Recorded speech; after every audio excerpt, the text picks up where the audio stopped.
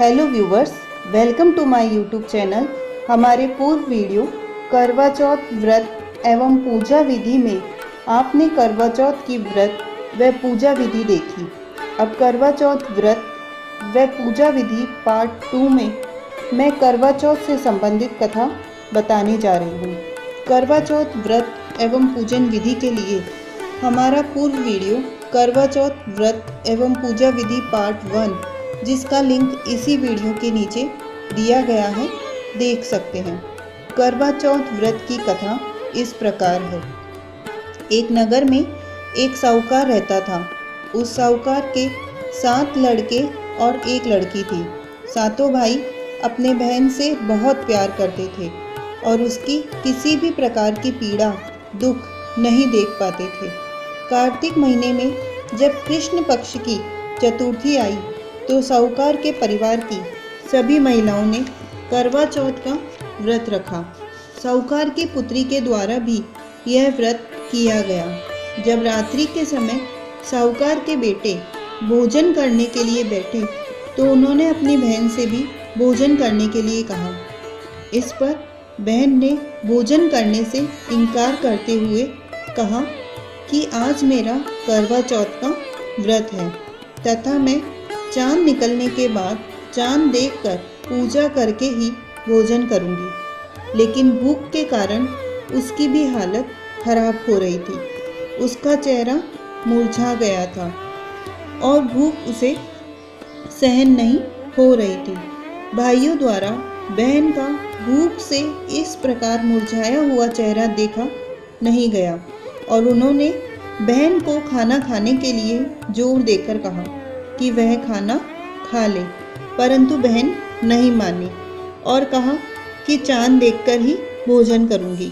इस पर भाइयों को बड़ा दुख हुआ और उन्होंने घर के दूर एक पेड़ के पीछे एक दीपक जलाकर एक चलनी की ओट में रख दिया, जिससे वह चलनी दूर से चंद्रमा जैसी दिखने लगी।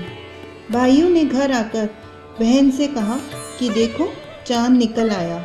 भाइयों की बात सुनकर बहन अपनी भाभियों के पास जाकर बोली कि भाभी साहब चांद निकल आया, चलो पूजा कर ले।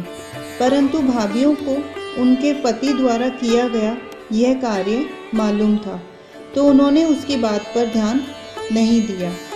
भाइयों के जिद करने पर बहन ने उसी छलनी को चांद समझकर उसी की पूजा कर भोजन ग्रहण कर लिया और इस प्रकार उसका व्रत टूट गया। व्रत के टूट जाने से करवा माता व गणेश जी बहुत नाराज हुए और उसके बाद उसका पति बहुत बीमार हो गया तथा लाख इलाज करने के पश्चात भी उसकी मृत्यु हो गई। पति की मृत्यु होने पर उसकी भाभियों द्वारा उसे सच्चाई बतलाई गई कि ऐसा करवा चौथ का व्रत गलत तरीके से टूट जाने के कारण हुआ है और उन्होंने दीपक व चलनी से बनाए गए चांद की सच्चाई उसे बता दी। सच्चाई जानने के बाद बहन निश्चय करती है कि वह अपने पति का अंतिम संस्कार नहीं होने देगी तथा अपने पूजा व तप से उसे पुनर्जीवित करके रहेगी। तब वह 1 साल तक अपने पति के शव के पास बैठी रही। 1 साल बाद फिर करवा चौथ का दिन आया। इस बार बहन ने पूरे विधि विधान से करवा चौथ का व्रत व पूजन करती है।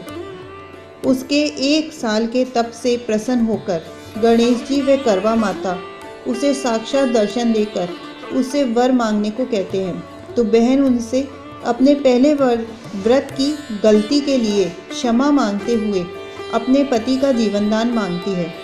इस पर गणेश जी उसके पति को जीवनदान प्रदान करते हैं और उसे सभी रोगों से मुक्त कर धन संपत्ति से युक्त करते हैं। कहते हैं कि इस प्रकार कोई स्त्री छल कपट अहंकार लोभ लालच को त्याग कर विधि पूर्वक करवा चौथ का व्रत व पूजन करती है, पूजन पश्चात इस कथा का श्रवण करती है तो उनका जीवन सभी प्रकार के दुखों से मुक्त होता है, धन धान्य संपत्ति वैभव से युक्त होता है। तो ये थी करवा चौथ व्रत की कथा। यदि यह जानकारी अच्छी लगी हो तो लाइक के बटन पर क्लिक कीजिए। यदि आपने हमारा चैनल सब्सक्राइब नहीं किया है तो सब्सक्राइब कर लीजिए।